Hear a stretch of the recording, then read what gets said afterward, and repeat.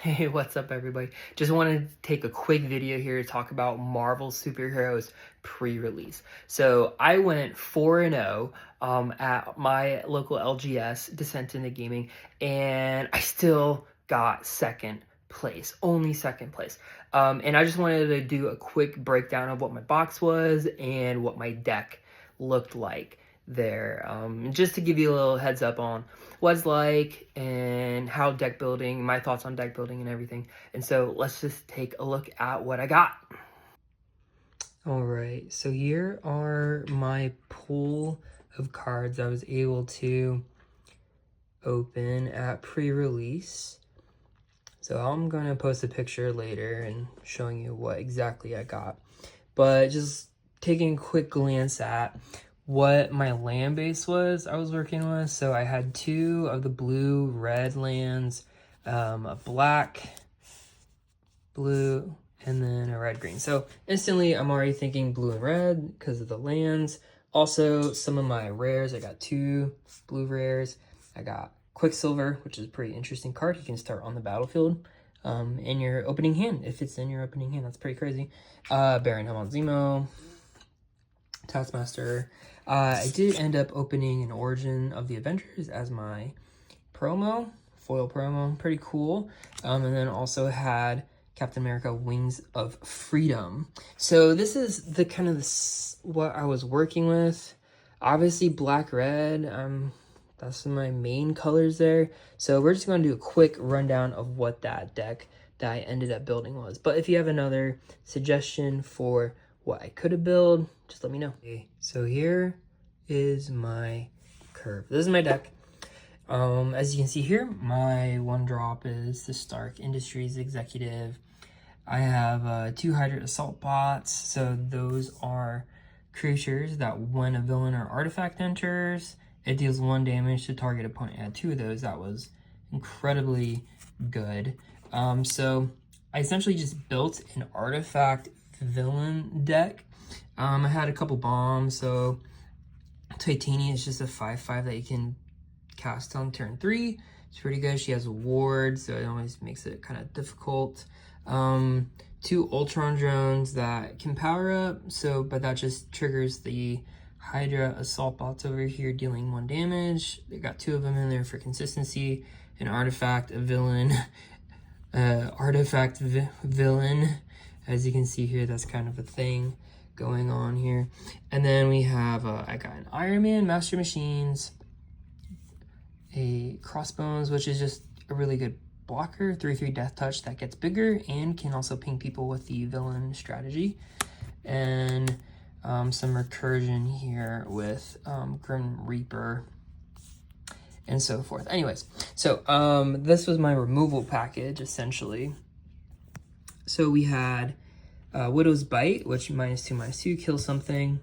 Decoy Ploy. So this is a return some cards back to your hand that could be good. This is a combat trick. Had Cruel Alliance, so that was a 3 cost. Exile target creature mana value 3 or less. And if you teamwork it, which means you tap a creature or creatures with power 2 or greater, it does an additional effect. Just basically removal spells. There are sorcery speeds, that's not that great, but good enough. Evil's Thrall. This card won me, I think, 3 games. Gain control of target creature until end of turn. If you control a villain, though, which is a majority of the deck, you get to keep that for an additional turn until the end of your next turn. So you get to take one of their things for 2 turns, essentially. And it gains haste and you can attack with it. So main phase 1, you cast this and you steal, I don't know, whatever you want. And then you get to keep it for the next turn as well. So you can smack them with, I don't know, their 5/5, their Death Toucher, like whatever you want for 2 turns. This was OMG, so good. Then we just had some other removal cards. So destroy target creature. This is just a ping something for 1 damage, but you can kind of copy it a couple times if you need to in the late game. Deal 4 damage to any target, so it can also be to their life total. And then this was an interesting card. It only activated once or twice, but if you have your own things dying, you're going to draw a card, lose a life, which is really important in limited drawing those cards. But then if after 3 creatures die, you get 3 2/2 robots. So that's pretty good because that also triggers with these guys. Oh, wow, the synergies. So here is my game plan that I basically had. What I thought would be turn 1, play the Stark Executive. Notice she makes treasure artifact tokens. Turn 2, play a Hydra Assault Bot. Get the damage train going. So like whenever a villain or artifact enters, you deal 1 damage to any target.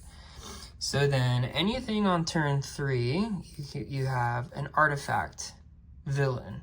Also, this guy gets bigger when other artifacts enter, which is a lot of my other villains are also artifacts. So this guy's also going to trigger him, dealing a damage. Ultron Drone, going to deal damage again. Dealing damage. Iron Lad, dealing damage, also helping with the artifact synergy. Baron Zemo, very interesting card in limited. Yes, you can get some value out of him because he is a 3/3 for 3, so at least you're on rate for what a good creature would be. But also, whenever you cast a black spell, he connives, which means he gets bigger, gets an additional +1/+1 to his power and toughness, but also lets you draw and discard some cards, so lets you filter through things. His super ability, if you want to call it that, his boast, says you can exile cards from your graveyard with 15 or more black mana symbols in its cost, blah, blah, blah, blah, blah. Basically, the entire prize pool that I had, or pack pool that I had, didn't even have 15 mana worth of black symbols. It didn't even matter what was happening here in this second text. It was just kind of filler a little bit, but it was good filler though, because it helped me give me some card draw. Then my bombs, I really wanted to, I like playing mid-range games, so I don't like casting too many big spells. So I always like having enough mana open for all my removal. So something that I thought was a really good idea was Grim Reaper. So whenever he attacks, I can bring back basically a creature to the battlefield tapped and attacking with the finality counter, meaning it comes back. And that's 4 mana in order to do that whenever he swings and attacks. So if any of your other small things die, you can bring them back. Later game, if you have one of your other things that die, it can come back. If you connive a villain or something big into the graveyard, you can also bring that back. Then we had Iron Man here. So he's just a flying vigilance.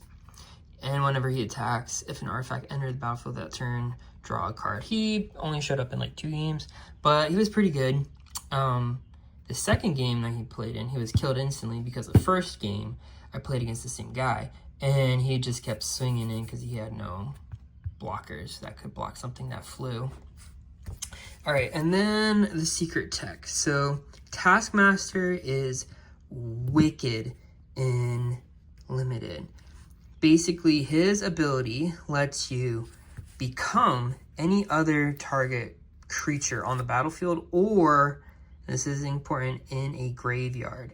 So if you killed somebody else's big thing with a removal spell, or you connived something into your graveyard that you can't play this turn, he can become a copy of it, except he is Taskmaster, Mercenary Mimic. Basically, he copies other people. Now, his power and toughness doesn't change, but all of the words in the other text boxes become his with this ability still at the beginning of your first main phase. So this happens every turn. You can choose, hey, I want him to be a flyer this turn, or actually this turn, I want him to be a death toucher, or I want him to be this flying vigilant guy, which happened in one of these games where I had both of these guys on the battlefield, and he could not block flyers at all. They're both vigilant, which means they're going to be able to block, and I don't have to tap them. I was just swinging for 5, swinging for 5, swinging for 5. GG's. It was glorious. All right, so that was my deck, essentially. It was really fun. I think Marvel Superheroes is gonna be one of the best limited sets this year that I played. I had so much fun. The challenges, the problems that were on the battlefield were really interesting.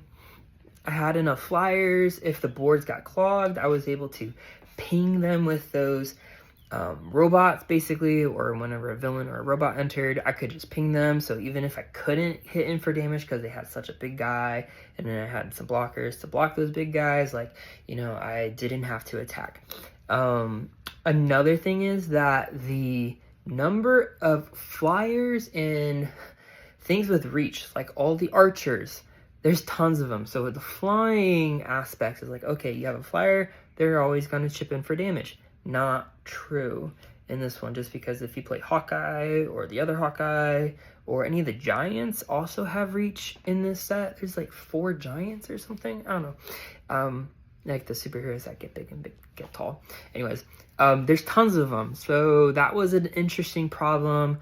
And I liked the power-up abilities because they gave you something to do late game. So you didn't have to play a card. You could just power something up, try to chip in for more damage. And so that added a very interesting element into limited, because normally you have a lot of mana and you're just top decking cards until you can either win or the other guy beats you. And so it was really fun. I had a blast. I would like to do it again, probably with some drafts later on. But I am actually going to show you what I got in the next video for my prizes, because I won 4-0. I got 2nd place only because in the 3rd game it went 2-1. So I had 1 loss the entire night, and the guy in the top 8 on the last round, he 2-0'd every single match. So he and I actually never played against each other. It would have been really fun to see how our 2 decks would have played out. I think I would have won. But we will never know. Anyways, that was my experience for Marvel Superheroes Limited. It was really fun. Love to do it again. Yay, superheroes.